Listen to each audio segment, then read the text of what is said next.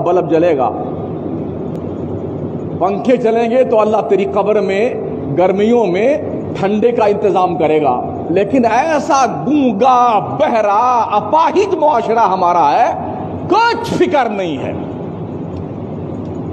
यूं तो फिक्र ऐसे भी नहीं है, दूसरे जब झोली फिराई जाती है तब सूरदास ऐसे आंखें मीच के बैठते हैं कि झोली फिराने वाला गुजर जाए खैरियत से, हमें 10 रुपए डालने ना पड़े तो बड़ा अच्छा हो। यही हो रहा है ना। मस्जिद का पंखा इस्तेमाल करते हो, दिन भर इसको मुसाफिर खाना बना के रखते हो अल्लाह के घरों को।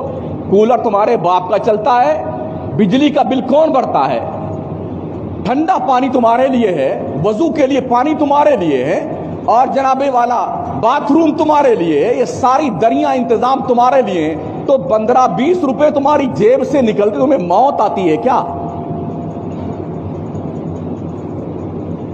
क्या हमारा दिमाग जो भेजा है ना वो सड़ गया है बात सुनते सुनते, कुछ समझ में नहीं आता हमारे।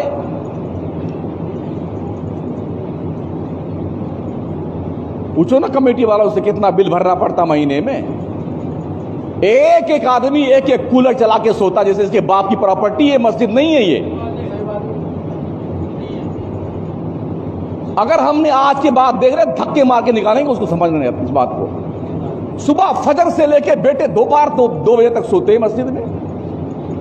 जब एक पंखे में 5-7 आदमी सो सकते हैं, एक कूलर के सामने 8-10 आदमी आराम कर सकते हैं, तो अलग अलग कूलर चला के अलग अलग पंखे चला करके सोना तुम्हारे बाप की प्रॉपर्टी है मस्जिद। और इतने बदतमीज किस्म के लोग हैं, पंखे चला के आराम से बैठेंगे और जब जाने लगेंगे तो ये भी तौफीक उन बदबख्तों को नहीं होती है, कम से कम बटन तो बंद करके जाए पंखे का।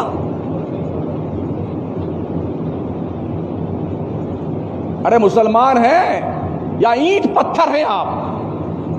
कुछ भेजे में बात समझ में नहीं आती है क्या?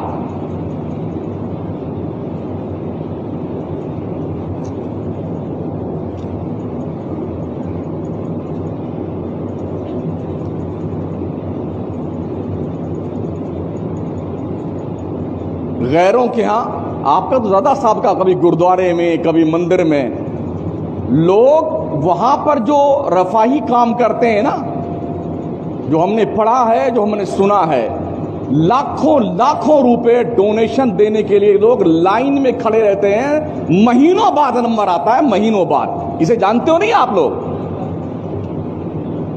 फिर तुम कहां मर जाते हो जब तुम्हारी मस्जिद की बारी आती है? तुम्हारे दिमाग की बत्तियां क्यों बुझ जाती हैं जब मस्जिद में आते हो? तो क्या ये समझते हो कि हमारे मोहल्ले की मस्जिद है? हमारी मस्जिद तुम्हारे बाप की नहीं है ना, हमारे बाप की मस्जिद, मस्जिद खुदा का घर है, खुदा का। सुन लिया?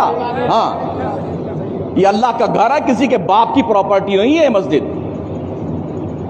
शराफत से नमाज पढ़ने आइए, इंसानियत से रहिए मस्जिद में, अल्लाह घर में। मस्जिद को चौपाल बना लिया तुमने यार। 5 माह बैठे गप्पे लड़ा रहे हैं, 10 माह बैठे डींगे मार रहे हैं। इसी काम के लिए रमजान आया हुआ क्या? तुम्हारी डींगे सुनने के लिए, तुम्हारी बकवास सुनने के लिए रमजान आया है?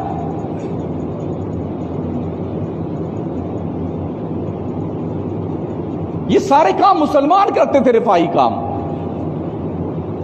आज दुनिया इस काम को कर रही है और इसका फल उन्हें दिया जा रहा है। अल्लाह सिर्फ